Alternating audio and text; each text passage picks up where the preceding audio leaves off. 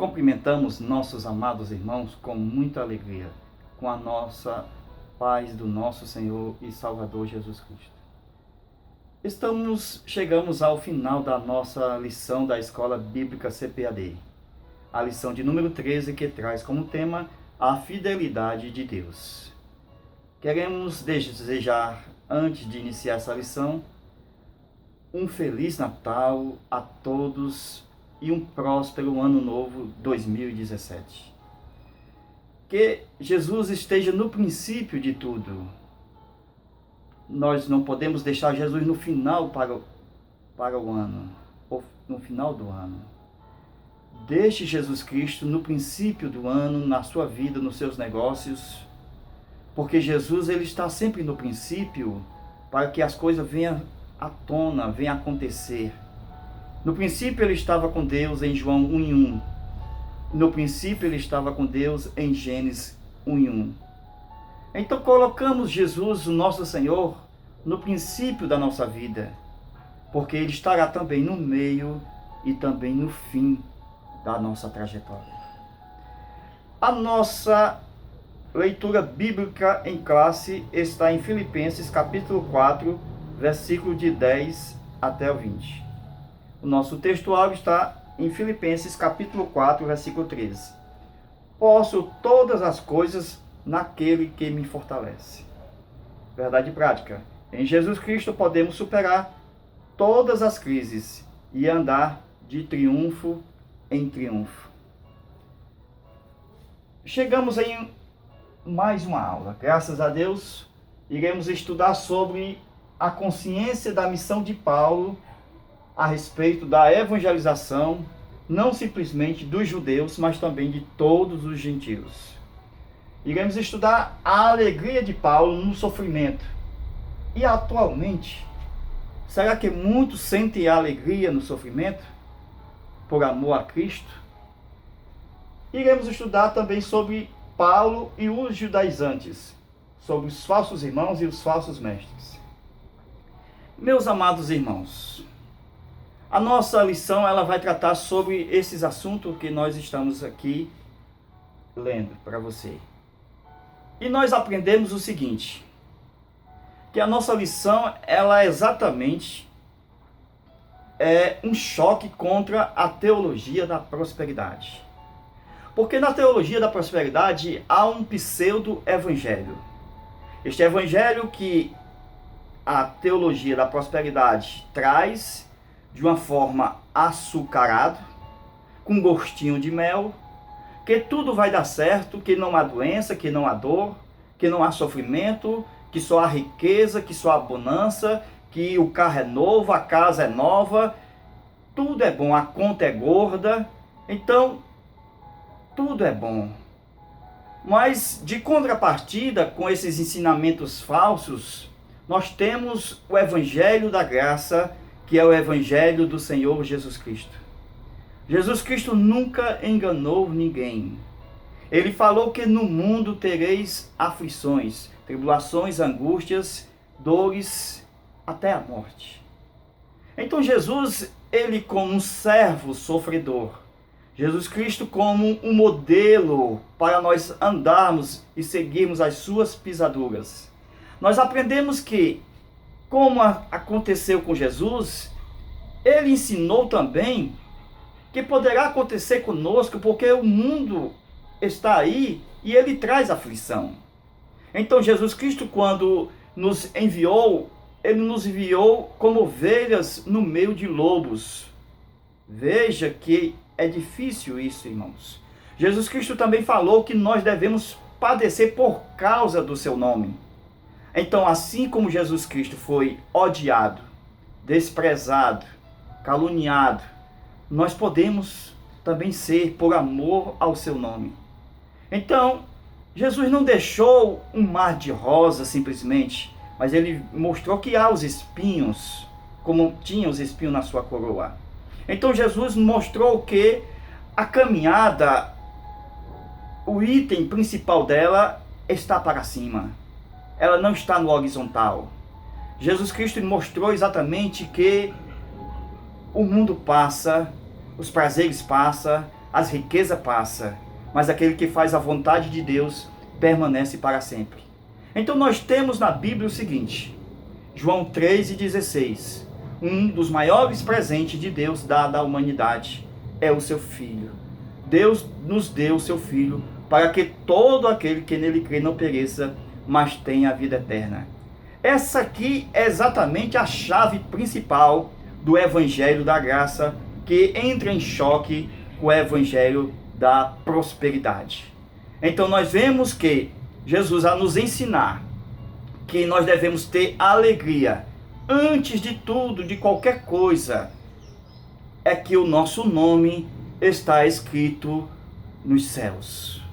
Nós podemos se alegrar por momentos nesta terra, por alguma coisa passageira, até mesmo por causa que os demônios se submetem ao nome de Jesus. Mas Jesus mostrou que nada pode nos alegrar mais do que a esperança celestial, do que entrarmos nos céus. Era esta esperança que Paulo tinha quando estava na terra. Paulo, ele se entregou-se à causa do reino de Deus. Então, por isso que Paulo, ele sentia prazer exatamente nos sofrimentos por amor à obra de Deus. Por isso que Paulo sofreu várias coisas por causa da obra. Paulo sofreu naufrágio, Paulo sofreu picada de serpentes, Paulo foi arrastado, açoitado, deram muitas chibatadas. Paulo também, ele foi morto, apedrejado, tiraram exatamente a cabeça de Paulo, foi decapitado em Roma. Então, tudo isso mostra que a nossa dependência é exclusivamente em Deus. Nós estamos aqui apenas de passagem, falamos exatamente como está escrito a respeito do homem chamado Moisés. Moisés vivia no Egito e sabia que a vida humana é curta, é de 70 anos. E ele, sabedor que a vida passa, ele colocou no seu coração de viver aquele resto de vida, porque ele passou 40 anos no Egito e agora ele se encontra com Deus e ele vai passar agora o resto da sua vida nas mãos do Senhor, porque ele sabe que há uma eternidade, ele sabe que há uma vida eterna, e se nós colocarmos o nosso restinho de vida aqui nas mãos de Deus, nós vamos ganhar uma eternidade. Mas é paradoxal o Evangelho, porque o Evangelho não é de oba-oba, de rosas simplesmente, ou sabor de mel, que a luta acabou, que agora é só vitória. Não, irmãos, agora que a luta começou. Paulo, ele enumera vários tipos de inimigos que são contra nós. A luta apenas está começando. Alguém está roubando os nossos lares. Alguém está roubando os carros de alguns irmãos. Alguém está assaltando. Então a luta apenas está começando. Nós estamos aqui em prol da obra de Deus. E querendo Deus, se for preciso, temos que doar a nossa vida em prol da obra de Deus. Assim como aconteceu com os mártires na antiguidade. Veja que o Evangelho é paradoxal.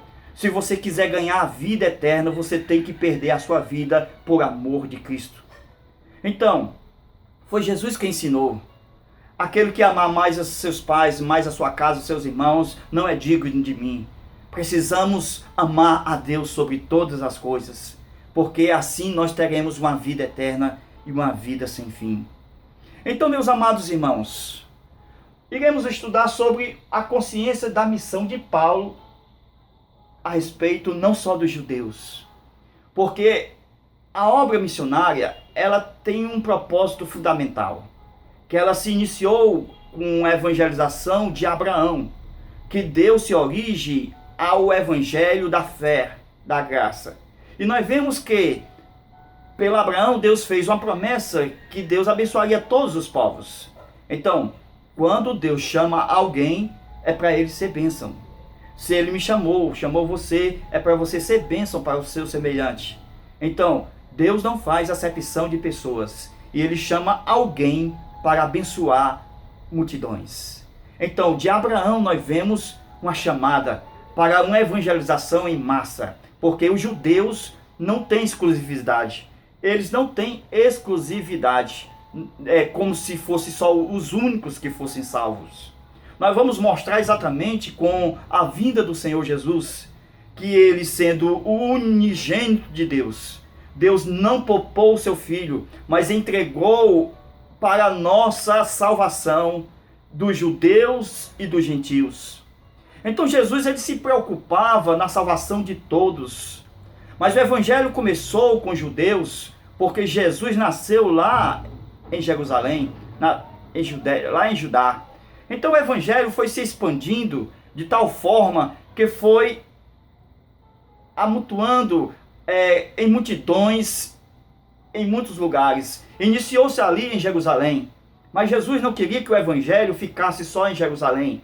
Jerusalém seria apenas uma base da fundação da igreja, mas a igreja não deveria ficar em Jerusalém, porque a igreja, ela não é de um povo, a igreja é de todos os povos. Por isso que Deus levantou os apóstolos, os 12, para continuar a obra missionária que ele tinha iniciado.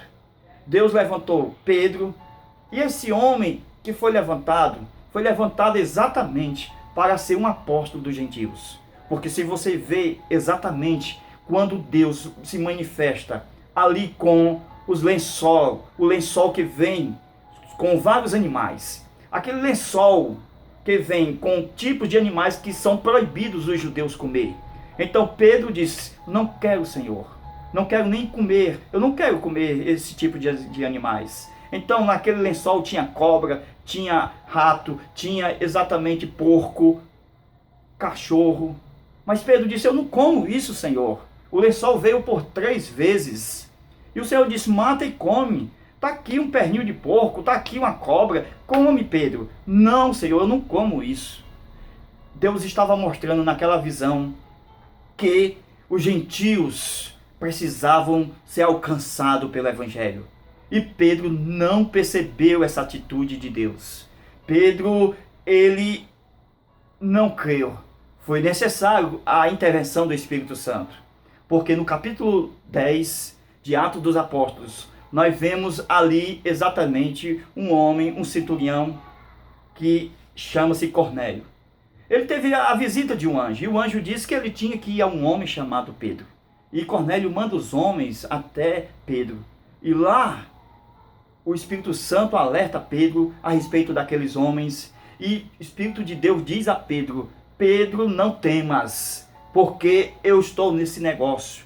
E Deus, lá na casa de Cornélio, fez exatamente um milagre. Salvou a família, batizou com o Espírito Santo. Aí Pedro viu, somente assim como Tomé, ele disse: eu sei agora que Deus não faz acepção de pessoas. Infelizmente muitos são assim. Mas como Pedro, por 3 vezes não aceitou ser o apóstolo dos gentios, que esta era a missão de Deus para a salvação de todos os povos, Deus levanta lá na frente um outro homem chamado Saulo de Tarso. Saulo de Tarso é salvo no capítulo 9 de Atos dos Apóstolos. E Deus o levanta poderosamente para levar o evangelho a todos os povos. E ele mesmo diz, Paulo, que foi levantado como abortivo, fora do tempo. Um homem que Deus tirou do meio dos homens, que estudava com Gamaliel, conhecia várias letras, várias línguas, mas Deus disse a Paulo: eu vou mostrar o que você vai fazer exatamente com o meu nome. Primeiro você vai padecer, você vai ver exatamente como é pregar o evangelho. Irmãos, que grande atitude foi essa que houve na vida de Paulo. Paulo se converte ao Senhor Jesus e ele se torna o maior pregador de todos os tempos. Glória seja dada ao Senhor Jesus. Mas a evangelização da igreja, ela foi iniciada ali em Jerusalém. os 12 apóstolos, ao início, ele, junto com os irmãos, conforme Atos capítulo 2, estava tudo em comum, não havia necessidade nenhuma. Os discípulos vendiam as suas propriedades e entregavam aos pés dos apóstolos, e os apóstolos exatamente distribuíam com os irmãos, e não havia necessitado nenhum. Então, a igreja foi aumentando em número, e chega em Atos capítulo 6, aonde os 12 não podem mais, conforme está registrado, dar continuidade sozinho na obra do Senhor. É preciso agora eleger 7 diáconos. E ele ali, os apóstolos, juntamente com a grande multidão, diante de Deus, eles elegem 7 diáconos. E entre esses diáconos está ali Estevão e Filipe, os 2 diáconos que vão ser agora evangelizadores da obra de Deus. Irmãos, Filipe foi um dos evangelizadores que foi até a Samaria, lá em Atos capítulo 8. Mas Samaria era exatamente o lugar que Jesus queria que os 12 fossem. Mas nenhum dos 12, ao início, foi até Samaria. Tinha ainda um preconceito com os samaritanos. Mas Jesus mostrou em João capítulo 4 que é necessário passar por Samaria. Por isso que quando ele coloca-se diante dos 12, ide, ele disse, ficai em Jerusalém até que do alto seja revestido, ide por Samaria, ide por toda a Judéia e até os confins do mundo. Então Jesus disse, ide por Samaria. Então a Samaria fazia parte da evangelização. E nós vemos que Jesus, ao conquistar, no início ali do seu ministério, no capítulo 4 do Evangelho de João, uma mulher chamada samaritana. Aquela mulher, ela dá-se o pontapé inicial da obra da evangelização. É exatamente ali, amados, que conforme nós temos registro, que a mulher começa a pregar o evangelho. E muitos começam a crer naquilo que a mulher fala, e depois crê em Jesus, e prega sobre Jesus. E agora precisa-se de um pastor, precisa de alguém naquela congregação. A mulher não pode ser pastora, porque não há nenhum registro que confirme isso. É preciso enviar Filipe. Sim, Filipe foi até Samaria, pregou e tornou-se ali um homem evangelizador naquela região. Meus amados irmãos, a multidão de discípulos ia cada dia aumentando. Em Atos capítulo 6, estava tão numerosa a multidão. Vocês veem que Deus levantou um homem chamado exatamente Estevão. Estevão foi um dos pregadores proeminentes, muito forte na mensagem. Ele trazia prodígios e maravilhas. Estevão pregava com ousadia do Espírito e com sabedoria. E a multidão estavam ali. E havia entre a multidão os inimigos da igreja de Estevão. Entre eles, a Bíblia chama de libertinos, sirineus, alexandrinos, os da Cilícia e os da Ásia.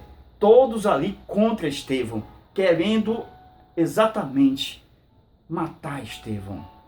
Meus amados irmãos, a Bíblia registra que eles não tinham, os inimigos, com que palavra mostrar para Estevão que ele estava errado.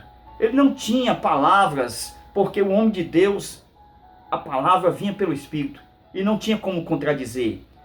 Então, os inimigos planejaram, com falsas testemunhas, pagaram com suborno, levaram até a um tribunal, a um concílio, ou seja, até ali aquelas pessoas que iriam julgar. E nós vemos, meus amados irmãos, que Estevão foi levado ao conselho. E no conselho, veja o que a palavra de Deus nos ensina. No conselho, está aqui o conselho, está aqui Estevão. Então, no conselho, eles via Estevão, mas só que no meio aqui, o Espírito Santo estava no meio. Então, o conselho, quando ele viu Estevão, e aqui as falsas testemunhas, o conselho, quando viu Estevão, não viu culpado, porque o Espírito Santo que está no meio dos dois, entre o conselho e Estevão, o Espírito Santo, ele tira o véu, que ninguém consegue ver. E o conselho viu Estevão com o rosto de anjo. E o que é isso, meus amados irmãos? É que o conselho é de Deus. Ninguém pode ir contra o conselho. Mas a Bíblia registra o seguinte, que houve um problema, uma crise, porque Paulo teve um problema com os judaizantes. Assim também os 12 teve problema com os judaizantes. Como assim?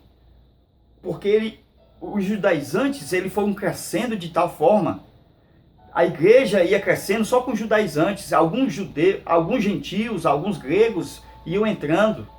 Então, no capítulo 6 de Atos dos Apóstolos, nós vemos o seguinte, que os judeus foram tornando-se exclusivistas de tal ponto de excluir as viúvas gregas que ali estavam reunidos. Eram desprezadas no ministério cotidiano, conforme diz Atos capítulo 6.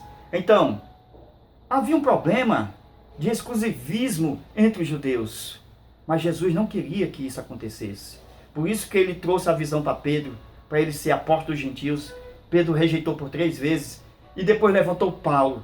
E Paulo foi exatamente o homem que Deus escolheu para levar o evangelho a todas as nações. Meus amados irmãos, grandes são as lutas e as batalhas que Paulo passou. Paulo sabia tanto que havia um tribunal formado contra o povo de Deus, porque Paulo era especialista em advocacia. Vocês podem ver isso em Romanos capítulo 8. Vocês vê lá no versículo 35 até o 39, verso 40, que Paulo vai falar exatamente de um tribunal formado de pessoas, de circunstâncias que são contra o povo de Deus, que são contra a obra missionária, que são contra a vida do homem de Deus. Então Paulo vai dizer o seguinte, que nada pode nos separar do amor de Deus. Há 3 grupos que Paulo menciona ali. Então ele vai falar da angústia, da perseguição, da tribulação. Paulo vai falar da morte. Paulo vai falar da espada, do porvir, da altura, da profundidade. Então Paulo vai dizer, nada poderá nos separar do amor de Deus que está em Cristo Jesus, nosso Senhor. Então Paulo, meus amados irmãos, tinha nada a ver com a teologia da prosperidade. Por quê? Porque vocês observam que na teologia da prosperidade é ensinado totalmente contrário às avessas. Você chega e tem lá uma placa, pare de sofrer. O evangelho não é assim, irmãos. O evangelho também não é apologia ao sofrimento. Mas Jesus não vai mentir. Se você quer entrar no evangelho, você tem que pegar a sua cruz e ir seguir ao mestre. Tem que seguir nas suas pisaduras. Não importa se vem sofrimento, se vem dor. O que importa é que nós estamos guardados em Deus. O que importa é que nós estamos com o Senhor Jesus Cristo. Então Paulo sabia muito disso. E ele disse que angústia, tribulação, nada disso pode nos separar do amor de Deus. Porque ele disse, se Deus é por nós, quem será contra nós? Por 3 vezes ele usa a expressão, quem será contra nós? Então, irmãos, somos mais vitoriosos por amor a Jesus, porque ele se entregou por nós. E esta é a finalidade de entrarmos no reino de Deus, e não é fácil prosseguirmos até o final. Paulo disse, combati o bom combate, acabei a carreira e guardei a fé. E está reservado a coroa da justiça, a qual o Senhor, justo juiz, nos dará naquele grande dia. A finalidade de muitas pessoas, com certeza, se Jesus não voltar, será a sepultura, o caixão e a eternidade, para todos os homens. Mas a escolha está aqui. Somos nós que escolhemos o nosso futuro. Encerramos com Atos, quando fala sobre Paulo, quando ele vai para Roma. Ali nós vemos os irmãos que estão exatamente reunidos na praia, naquela areia, porque Paulo vai pegar o navio e vai para Roma. E Paulo diz que nunca mais vai ser visto o seu rosto por eles. E os irmãos começam a chorar, se agarram com Paulo, beijam Paulo, e Paulo segue o seu caminho, entra no barco, naquele navio, e vai exatamente para Roma. E ali ele sabe que ele vai ser morto. E Paulo mostra nessa atitude, irmãos, uma revelação de Deus para todos nós.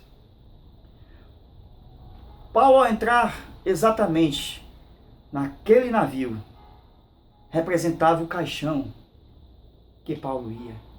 Aquele mar que o navio ia até Roma, aquele mar representava a eternidade que Paulo entrava e chegava até a presença de Deus. E também nós podemos ver que aquela areia, aquela areia e aquela igreja que estava ali, aqueles irmãos, representam a igreja. E aqui nós temos um funeral de Paulo antes que ele parta, porque Paulo vai estar lá em Roma e ninguém vai estar com ele. Então foi preparado tudo antes, mesmo em vida, para que ele tivesse na sua mente, exatamente no seu coração, uma maneira digna de partir. Então, meus amados irmãos, muitos vão partir, não tem como não partir. O que importa é partir com Cristo. A história conta que Alexandre o Grande, ele disse quando estava vivo, que quando morresse, ele queria que seus médicos levassem o seu caixão até a sua sepultura. E lá na sepultura, quando o caixão fosse ainda mais, ele queria que colocasse os seus dois braços, as suas duas mãos, para o lado de fora do caixão, para que as mãos pudessem ficar exatamente abertas e se balançando, para todos verem aquele movimento. E aquele homem disse que levasse exatamente o seu caixão e sepultasse, e levasse também as suas riquezas e colocasse junto com ele ali na sepultura. O que nós temos de verdade nessa história é que as mãos balançando, saindo do caixão, representa que foi assim que nós chegamos nessa terra, de mãos vazias. E nós vamos também de mãos vazias. Não existe teologia da prosperidade que dê jeito nisso aqui. Outra coisa importante, quando aquele homem chamou os médicos para levar o seu caixão, isto mostra exatamente que os médicos não podem sobre a morte. Os médicos nada podem fazer quando a morte chega. Glória seja dada a Jesus, porque o poder da chave está em Cristo, da morte e do inferno. E ele disse, jogue todos os tesouros no túmulo.